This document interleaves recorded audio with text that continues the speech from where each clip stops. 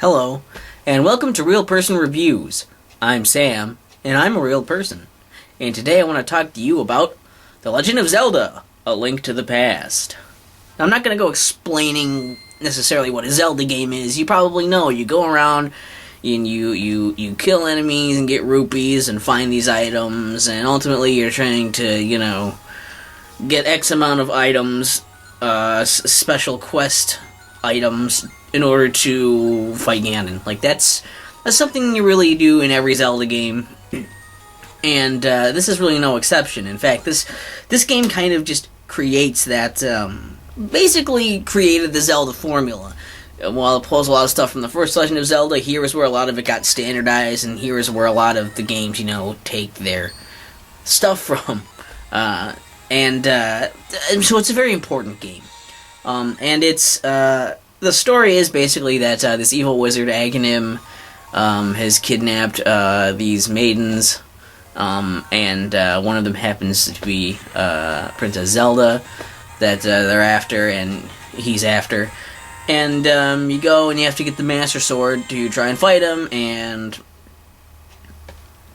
you go and save the maidens, and you find out, oh, Ganon was behind it the whole time. What a twist! Which maybe at the time it was, but by now you know this. And if you don't know about Zelda stuff, I'm assuming either you know or you've seen my first Legend of Zelda review. Otherwise, you might just be lost, and I can't help you. I can't help you any more than I've tried to. There's some cool items to get in this game, and there's, like, I don't know, you get like a hook shot, you have the cane of whatever that makes the block in front of you. That's neat. There's some cool stuff in here as far as like the puzzles and neat dungeons. Is kind of where it started to get dungeons that were more themed and that were kind of trickier, and it has I think it has a better implementation of like kind of like puzzly stuff in the dungeons as well as combat, which is really appreciated to have that kind of mixture in there. There are people around that can give you like hints on stuff. That's good, so that, they're designated places to go, so it's like, oh, I don't know what I'm supposed to do next, or maybe there's some treasure I want to find, I don't know, I'll talk to this fortune teller and they'll tell me something, it'll cost you rupees, but at least it's something built into the game that, like, lets you figure stuff out a little bit easier, and that's nice, I like that. It's also the first Zelda game to do, like, the split between, like, there's a light world, dark world, there's two parallel, like, worlds to go between. That's pretty interesting. That's something that's been carried on a lot as well. And I think what's cool is that with the dungeons too, it's like, yeah, you have to do them in order, and that's not necessarily bad. I think that could have been better, like more open, but you basically have to do it all in order. And I guess it's nice that it doesn't give you the illusion that it makes them easy to find. Maybe you didn't have to mark them out on your map like that, but at least they didn't try to give you the illusion that you can do them in any order when really you can't because of the limitations of your items, not being able to get to them or in them or through them. So that was nice. But I liked I kind of like how the bosses work, where it's a thing of like a lot of bosses can be tackled in multiple ways. You can use different items to fight these bosses. You don't necessarily have to use the item you just got. Maybe you do. For some of them you kind of do, but some of them let you let you do damage with different items, and some items will work and some items won't. And it's nice. It's just kind of nice that it's not so cut and dried. Like where like a lot of later Zelda games will have the thing where like you got this item and now like this item like destroys everything in this dungeon. And also the boss is a pushover because you just use that item on them. You're still like using your sword a lot and like other things you can use on them. I guess it's just nice, to give you a little more variety in that gameplay that some of the later titles did kind of, shy away from and tried to be more strict with how you dealt with the bosses. Albeit them being more cinematic, so. And I don't know, it's hard to say much about A Link to the Past that hasn't already been said, because it's obviously one of the most important Zelda games, probably the most important right after the first Legend of Zelda. And slightly, it's slightly more important than Ocarina of Time, because a lot of stuff in Ocarina of Time came from A Link to the Past. The hand-holding kind of stuff, that also came from there. but a lot of like the standardized Zelda formula stuff that people loved came from there. Yeah, Kakariko Village theme came from there. There's a lot of stuff just came from A Link to the Past, and basically A Link to the Past and Ocarina of Time are the two that everything gets kind of spawned from. But I guess you'll hear more about that when I talk about Ocarina of Time also. Oops, did I just name drop that? I'm going to be doing that. But, well, a lot of people will praise this a lot, and I do think A Link to the Past is very important. I do have to admit that it took me a long time to really even get into it. I don't know if it's because it just the Super Nintendo graphics. You know, I didn't grow up on a Super Nintendo. I grew up on Nintendo 64. So Super Nintendo, and before that, I'd play stuff on NES. Super Nintendo kind of looked weird to me. I didn't really like the sound that much.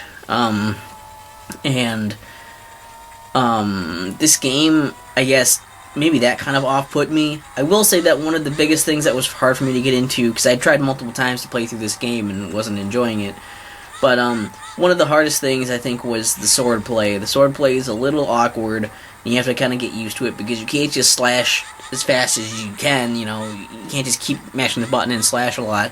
There's a little bit of a rhythm to it. It's difficult, and it's a little... almost seems like a little delayed at times, but you know, you get used to it and the way it works, and it's really not that tough.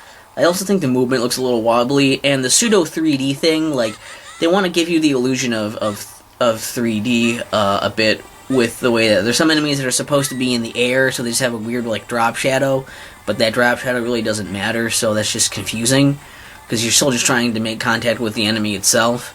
Or times when it's like, oh, enemies are like behind a thing, like, and it's hard to tell, like, am I close enough to the enemy that I'm going to get hit by it, or am I not? Because when you're in front of an enemy, it's like you're not standing on it. It's like, you know, you have a little bit more leeway sometimes. I don't know, it's just a little awkward and strange for me, but that's probably just me, and I think also, like, that with the art style and the slight awkwardness of it was something that took a lot of adjusting before I really got comfortable with it. Once I got comfortable with it, it was pretty good.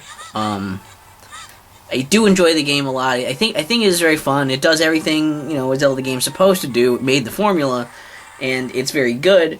It's just that, I guess overall, because I'd already seen it, you know, so many times, and it had been talked up a lot, after finishing it, I definitely think of it a lot more highly than I used to. It still has its problems. Some of the stuff is you know, it's still kind of awkward, and some of the, you know, movement can be weird, trying to get into doors, or, you know, trying to get to an exact spot on there, because it's on the screen, and your positioning can be tough, because of the way you move, and because of the way, you know, just the places you can move to and everything. It's weird. I don't know. It's very good. It's just, I don't think it's definitely not perfect. It definitely has flaws, and it's fine. I think the most annoying part about the game was probably just a couple of really tough parts in it.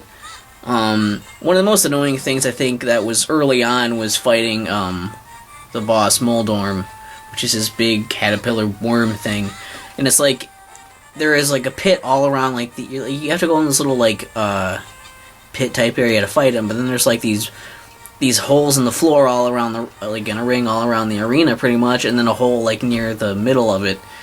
And like, if you try to, you can only hurt him by hitting him in the tail. If you hit him in the head with your sword, you go flying really far back and probably fall down one of those holes. Or if you just get hit by him, you'll also fly back, not as far, but again, it's very likely you'll fall down one of those holes. And it takes a decent amount of hits. So, at that time it's early on, so that's really all you have to fight him with is just your sword. And if you fall down one of those holes, you go down to the floor below you. You have to go back up a staircase, jump down in the little pit on that floor, and start fighting him again. And of course, his health resets when he does that. You know, when that happens, and yours does not. That is super annoying. But like, that was a little too hard for what it was worth, I think. But other than that, and you know, I think most of the stuff is done pretty well. Where like, you're never like super lost, or nothing really seems super impossible most of the time. And I think that's good, because That and like the exploration for like between the two, like the light world and dark world, like little puzzles going back and forth between the two, and having using the same map basically and expanding on it and making it slightly different. That was interesting. I guess I just feel like the map could be bigger, possibly, and definitely one of the things I think is like the game feels very short. Is one of the only other problems I can think of. Really, is that it feels a little too short. I think it's because there's not a whole lot of there's not a whole lot of pomp and circumstance with like, oh hey, you got like an item and like you beat a thing. Now here's like a bunch of cutscenes for beating a thing and doing that. It feels a lot faster and just it's smooth, and it's a game where you can complete it pretty fast. And I think that's not necessarily because there's a lack of content, but I think it's just because of the way the content is done. There's not it doesn't feel as big and epic because they don't spend time to be like, this is awesome that you did this thing. You have to go and do this thing now. And here are cutscenes and everything. It's mostly like you just go and you do stuff, and after you do it, it's done. And I can definitely see the appeal of that. There is a little bit of me that thinks like, well, that little bit of me that feels like that wasn't very awesome. It didn't feel as awesome to do a lot of that, but that's probably just me. The Legend of Zelda: A Link to the Past. Yeah, this is the version I played, the Game Boy Advance one. I have seen the Super Nintendo version played all the way through, and there are a few very, very slight differences. There's like an extra dungeon in here you can do. I believe you can do the extra dungeon in this, if you do something with like the Four Swords expansion. I have never actually played the Four Swords thing because you need more people to play it. I've never had other people to play with, nor a Game Boy Advance link cable, so I can't really speak for that aspect of it. I'm very sorry. As far as the main game goes, there's like the main thing that is different, I think, is this part in the Ice Temple where just like the middle section, like you still have to go about it the same way, but instead of like pushing these rocks down a hole in this big middle hole in the floor, you lift up a rock. That's basically it. That's other than that, it's the same functionality. So it's not like it's terribly different. I don't really know why they did that necessarily, but oh well, it's there. And